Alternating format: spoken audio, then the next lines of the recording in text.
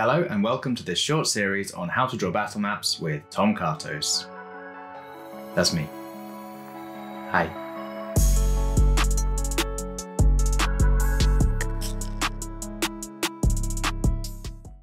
In this video, we're going to be looking at how to add some depth, variation, and a little bit of drama to our battle maps in order to take them to that next level. We can do this using a few quick, simple tricks in Photoshop. So the first thing we're going to look at is one of the features we talked about in video 1, which is the Bevel Emboss layer effect. So I'm going to go around each of my wall layers and add a Bevel Emboss to them.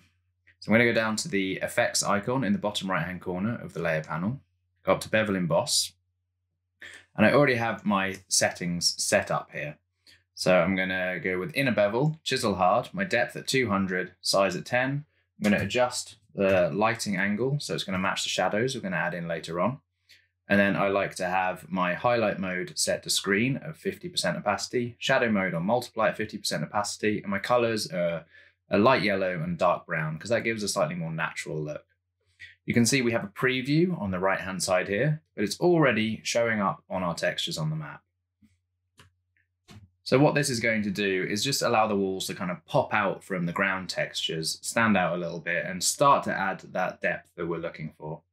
So I'm just going to quickly go around and update all of the other walls on the file.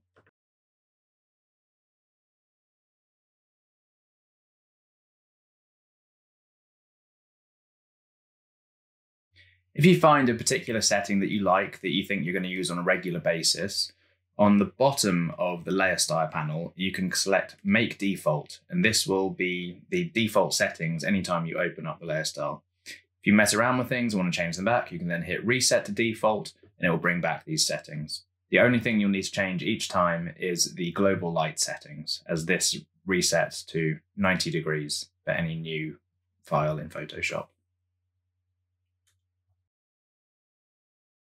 The next thing we're going to do is add shadows to our battle map, and this is going to be the most impactful part of this whole phase. So what I have set up here is a shadows folder. You can see I've colored it purple just because I like to color my shadows purple so I can find them later on. You can do this by right clicking and just selecting a color for your folders or layers. And I have two separate subfolders for interior and exterior. And within those, I have layers labeled base and occlusion. I'm going to go over all this as we go.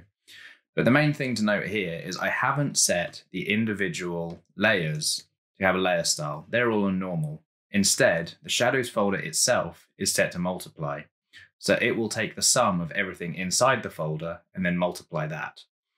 This allows me to edit the base and occlusion layers separately, but not have them additively add shadows to the map. What that all essentially boils down to is I just have more control over what I want to be able to do. So I'm going to apply a layer mask to each of these subfolders, one for the interior and one for the exterior. So I can very quickly do that with our grid and the rectangular marquee tool, and I'll just select all of the interior parts of the battle map, including the fireplaces and these stables, and I need to make sure using the polygonal lasso tool that I also get this bay window in. I'm going to place that as a layer mask on the interior folder.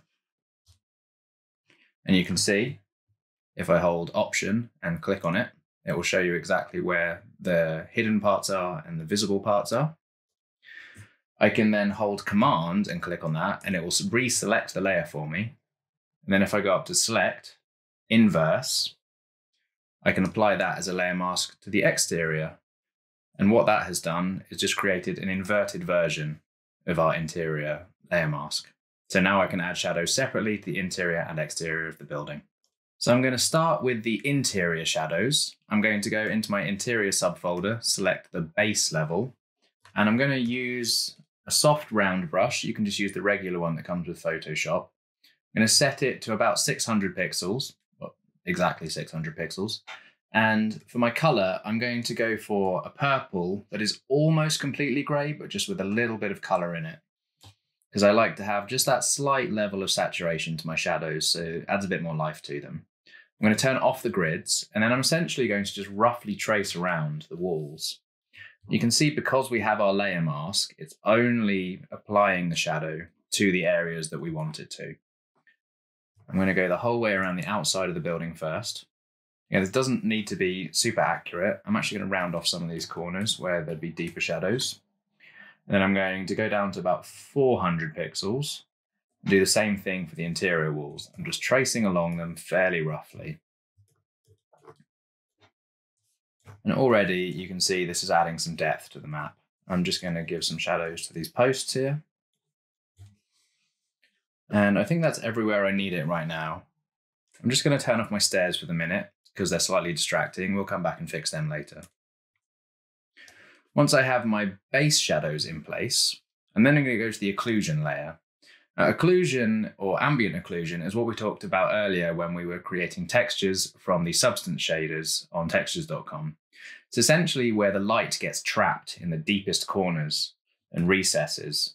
So what I'm going to do is go on my occlusion layer, choose a darker purple color, about 3/4 of the way down this time, but still a similar level of saturation.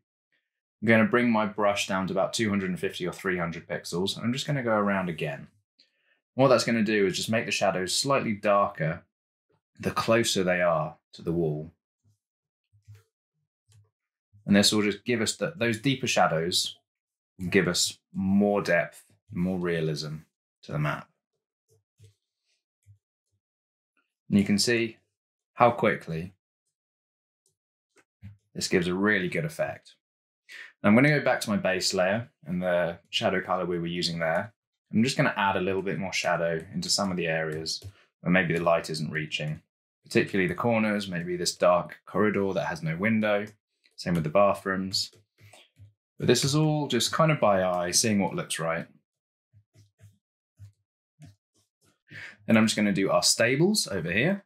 Same process. Adding the base, and then the occlusion layer with the darker purple.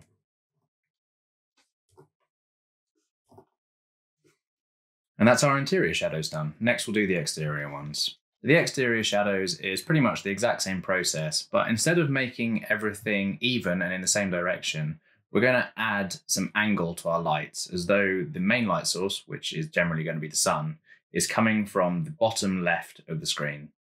You can choose a different angle if you want. This is just my personal preference, and it's mostly because I find it easiest to draw a line from the bottom left to the top right, just naturally with my hand.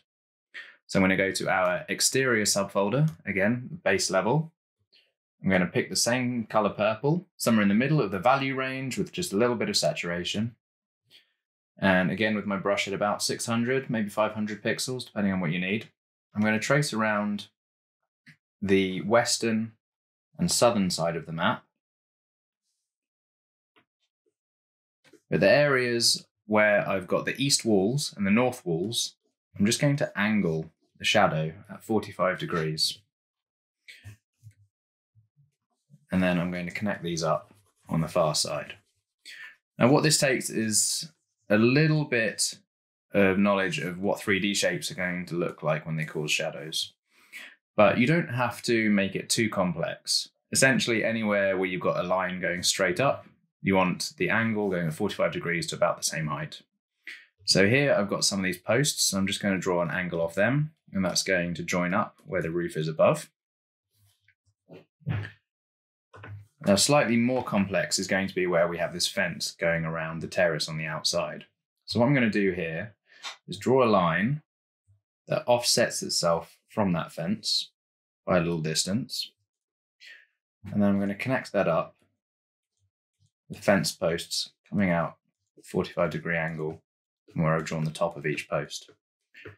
As well as adding depth to the map, this just also helps you read some of the shapes. So suddenly it's very clear what this fence is supposed to look like from a front-on angle.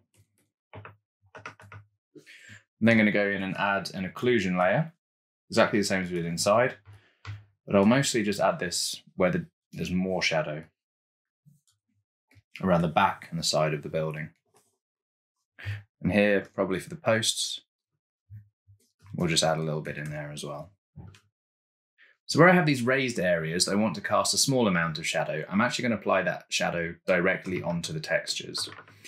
So on these wooden planks inside, I'm going to select the texture layer. You can do that when you've got the move tool selected by right-clicking on your canvas, and it will give you a list of all the layers in that spot. So I'm going to pick the wood planks, tavern floor. It will take me to that layer. And on top of that, I'm going to create a new layer. We already have this layer here as a clipping mask. That is our lines layer. So by creating a new layer under that, it's going to give us another clipping mask layer. I'm going to call that shadows and also set that to multiply. I will color the layer purple for help me with my organization. And then I'm going to select the area where I don't want the shadow to be, which is specifically the stage and the step here. I'm then going to go to select, inverse, and that's going to invert the selection. So now it's selected everything other than those two spaces. So again, I can just get my airbrush, same shadow color, and just trace around the edge. And immediately that's just lifted it away from the floor below. I'm going to do the same thing for the terrace out here because this is a raised area. But in this case, I want to be applying the shadow to my soil and grass textures. So I'm going to create a new layer, call it shadow, set it to multiply, make it purple because I like to be organized.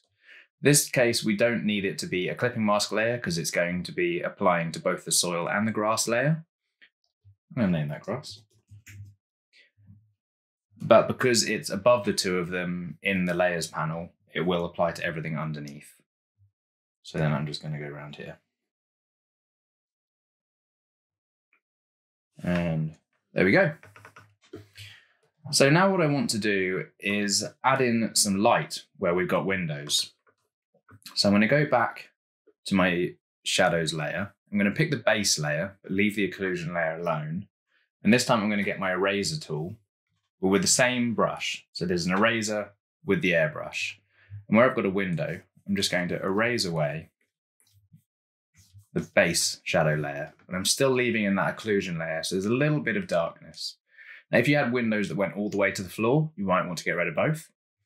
But this just suggests that the window is raised slightly off the ground, as most windows tend to be.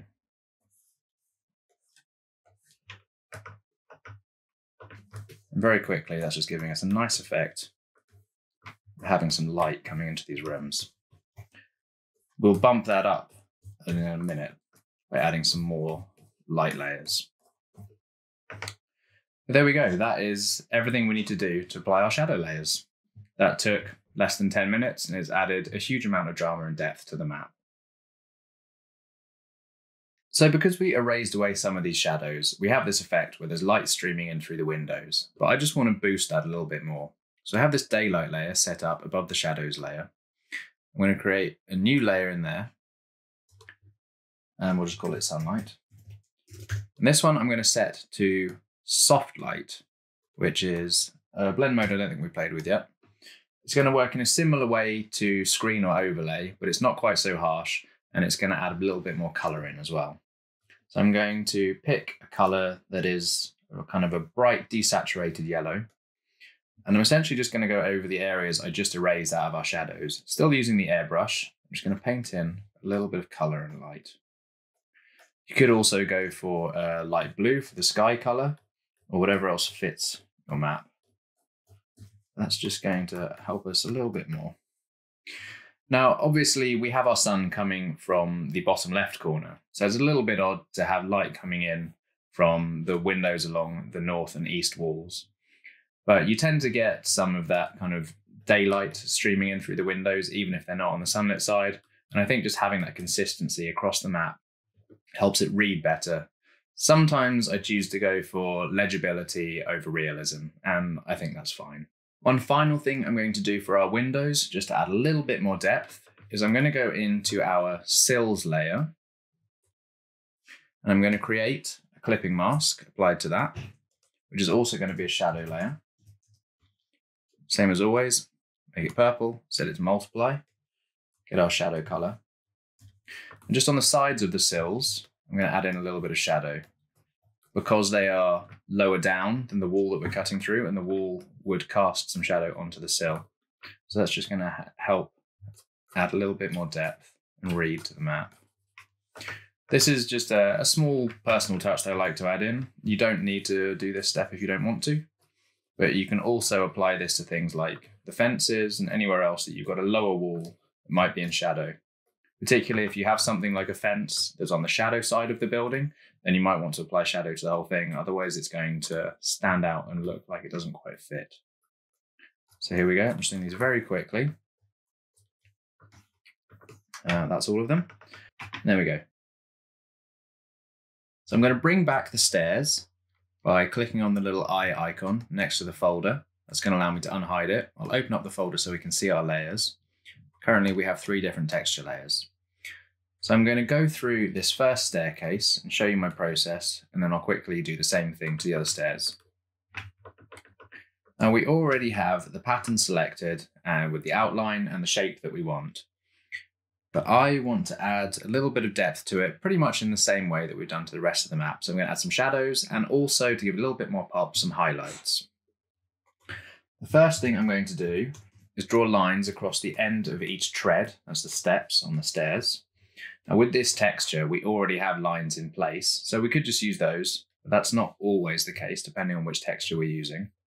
So using my grids again and holding down Shift to help me draw straight lines, I'm just going to draw a 4-pixel line at the end of each of the treads. Then I'm going to make a new clipping mask layer underneath that. That's going to be our shadow. We'll set that one to multiply and then get our friend, the airbrush. And this time with my grids on, I'm going to use the rectangular marquee tool and I'm going to select every other stair, or every other tread. So that's 4 of them selected. If I turn off the grid, you can see the ones I've got selected. And within that selection, I'm going to get my shadow color, our usual purple. And I'm just going to draw on the back edge of the step where the shadow would be cast by the step above it. Because I've only selected every other step, that selection isn't going over to the step above. Now I can do our invert selection trick, and it gives me the steps in between. So I can just very quickly apply the shadow to those. Now that would probably be enough. That adds a nice bit of depth to it. But what I like to do with the stairs, and this is also a trick I'll do on my assets, is to add a highlight layer. Having an area of light next to an area of dark, particularly on parts of the map you want to draw focus to, will just help boost that effect. So I'm going to take a painting brush. I use the one by Dave Greco, but you can use something like the chalk brush that comes with Photoshop. It's very similar. And this time I've set my layer to screen mode. And I'm just going to draw along the top of the steps. This is very similar to what we did when we were creating the plank texture, when we were making our own seamless texture. And there we go. Those are a little bit much, so I'm just going to tone the opacity down slightly. But just having that highlight adds just a little bit more of a pop and makes it clear where the edge of one part of the stairs ends and the next one begins. So I'm going to very quickly go around and do that for the other stairs, and then I'll come back and show you how we add cast and ambient shadows to those.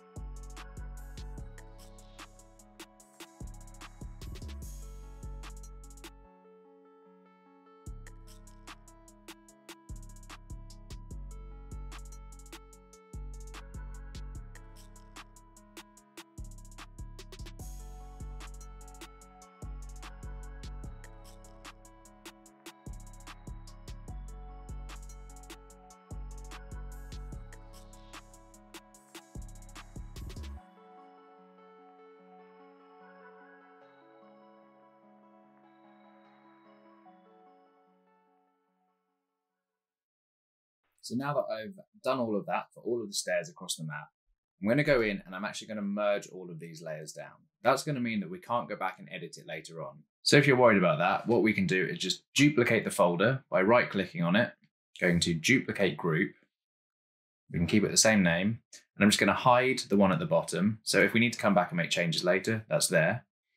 But in the visible one on top, I'm just going to select all of these layers by clicking the top one, holding Shift, and clicking the bottom one, right-clicking, and then going to merge layers. So now everything we have there is going to be flattened into a single layer. It's going to keep all of the effects. As you can see, we can't go back and edit each individual part anymore. And I'm going to create 2 new shadow layers. My usual trick, set them to purple. Multiply layers. I'm going to call one ambient. One day I will learn to type, I promise.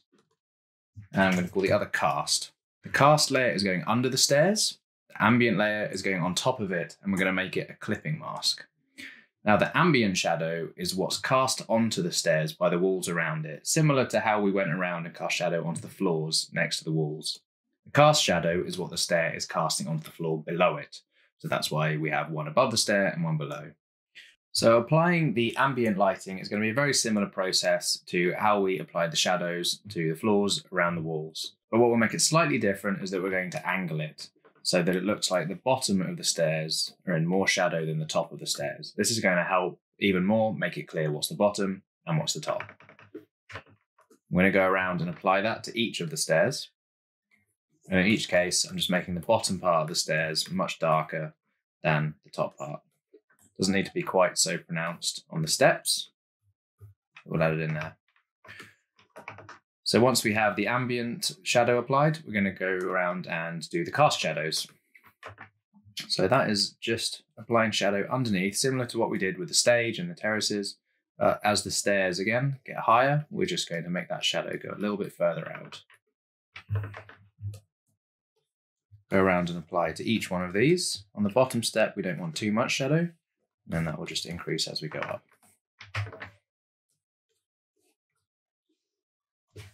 There we are. Last little step. Now, sometimes I find that that can be a little bit strong, especially where it overlaps with the floor shadows we've already applied. So I'll just bring the opacity down slightly. Now, the last thing we need to do is apply a layer mask to the stairs. As you can see at the moment, they're overlapping with the walls. So it's very easy to make a layer mask of areas that we have already created on the map. I'm going to go to our walls folder, and I'm going to hold Command, click on the top layer, and then I'm going to hold Shift and Command, and this is going to allow me to select every layer mask we've already created for the wall layers. I'm going to go down, select each one individually. I'm going to ignore the lower walls. I'm just going for the higher walls. You can see now that's made a selection around the doors, the walls, the posts, the outer perimeter wall, and all the other places that we want it. Now we also need to account for the stroke. So I'm going to go to Select, Modify, Expand, and I'm going to expand it by 7 pixels. Our stroke is 8 pixels, but having that 1 pixel overlap means you won't have any anti-aliasing issues where you get funny little gaps. So now you can see that's selected all of the walls and the outline, but we don't want that. We want to invert the selection. So we're going to go to Select, Inverse, and that will now select everything except for the walls. Now that we have that selection created, I'm going to go to my stairs folder and apply a layer mask to it. And you can see that hides the stairs now into the walls. If you wanted, you could also go and shrink the stairs so that they fit a little bit neater, but I think this works absolutely fine. And when we come to the upper level, we'll probably want the whole staircase in place. So you can see in a very short amount of time, we've taken what was a perfectly usable battle map and turned it into something that looks much more impressive and more realistic. But there are 2 more tricks that I'm going to go through that are going to really level it up once more. The first thing we're going to do is apply a grunge layer to all the floor textures. We briefly talked about grunge layers in our texture creation video, but essentially what they are texture patterns that will just apply some grit and additional texture to all of our floors. Now, I have a few already in my texture library. These all came from textures.com. They have a wide variety of them, but there's 2 I use most commonly. This one, which I use for stone floors or kind of rougher areas, and the straw one, which I use often for kind of wood or more natural areas. I'm going to use the straw one for now, and I'm going to increase the scale to about, well, I'm going to go for 250%. I find around 200 to 300 works well. What I don't want to do is set it to the same scale that we already have on the floor texture, because I want this to add some variance to the map and just a little bit of interest. Now, obviously right now that doesn't look great. So what I'm going to do is set it to overlay. You could also try playing with soft light and hard light and see what you like. And then I'm going to reduce the opacity down to 30%, somewhere in that range. That doesn't immediately make a huge difference, but if I switch it off and on, you can just see it's adding a little bit more variation to the areas where we have large tiled sections of textures. And once I have the grunge layer in place, I'm going to create what I call my clouds layer, and you'll see why I call it that in a second. So I have this adjustments folder up at the top of my layer panel. I'm going to create a new layer in there, and I'm just going to call it clouds. And then I'm going to choose a foreground and a background color. In our color selection tool, the foreground is the one at the front, background is the one at the back.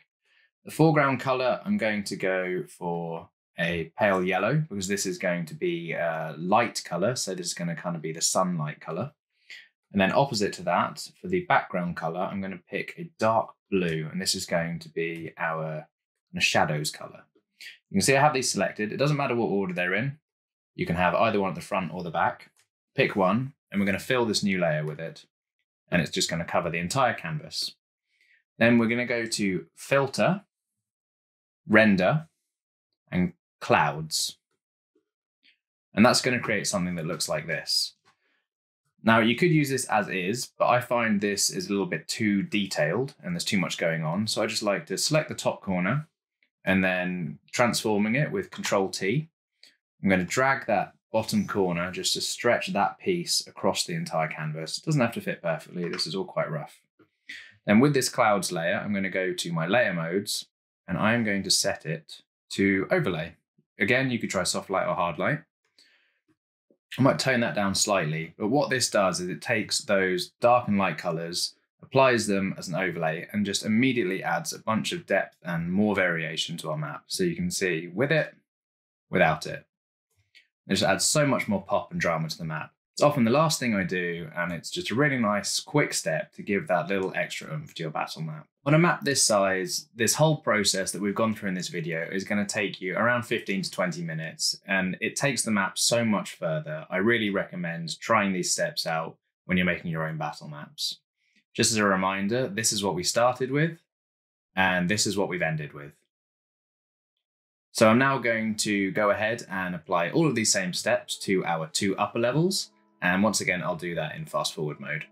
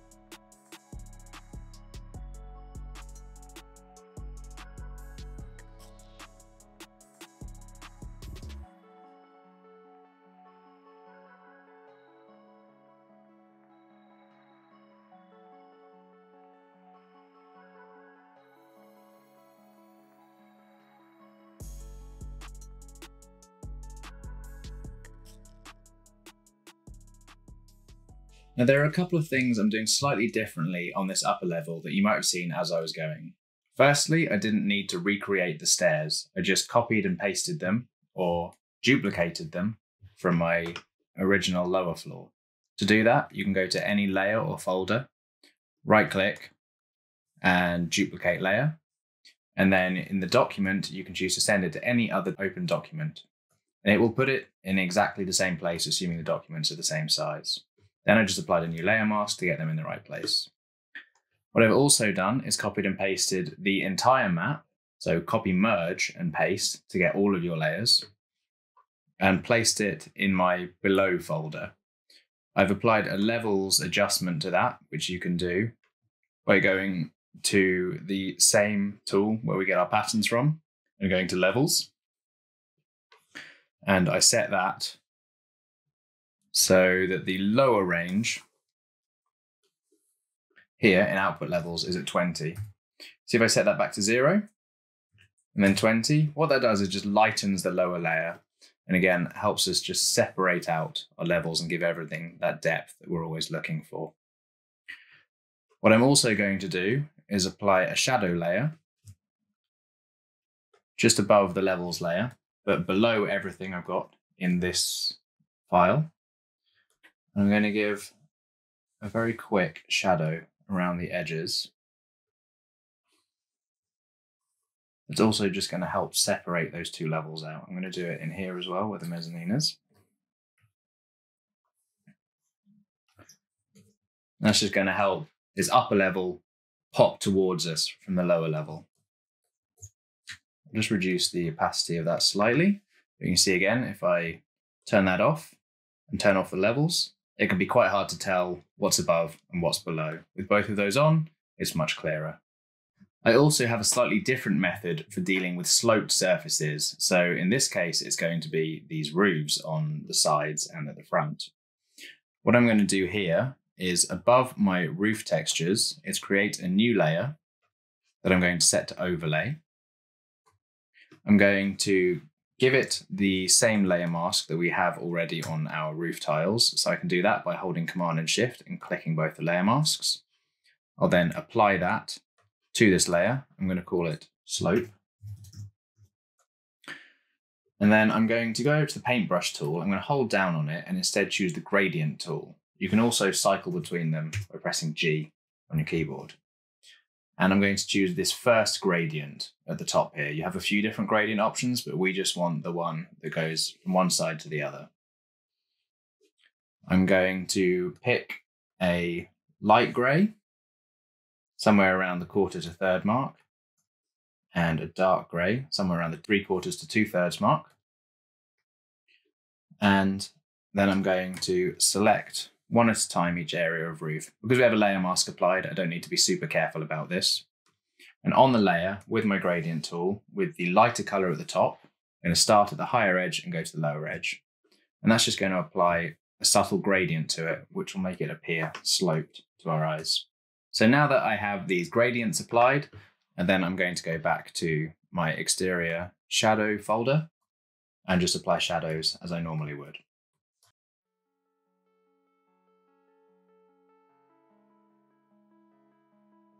Now we have this upper layer finished. I'm going to move on to the roof layer now, and again, I'll do that sped up. So we'll see you once that's done.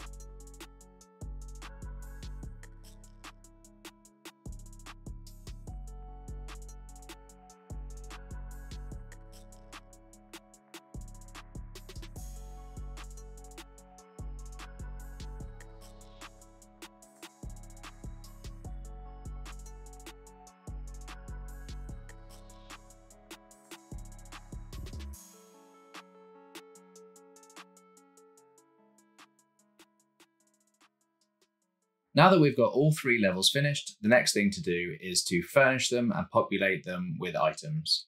So what we're going to do in the next video is go over how I create assets and then how I put them into my battle maps. Thanks for watching, I'll see you then. That's the end of this video. Thanks so much for watching. If you found it useful or enjoyed it, please give it a like or maybe share it with a friend. If you have any ideas for future videos I could make or anything you'd like to see me do, please leave it in the comments below. If you want to skip making the maps yourself and get instant access to literally hundreds of pre-made maps, check out my Patreon. We also have map assets, creature and character tokens, 5e adventures, Foundry VTC ready modules, and tons more, including plenty of free content. Go over to patreon.com/tomcartos to check out what we have. I also stream my map making for patrons in my Discord server, so feel free to drop in, ask me some questions, watch me work, and just hang out. All the links are in the description below. Thanks again for watching, and I'll see you next time.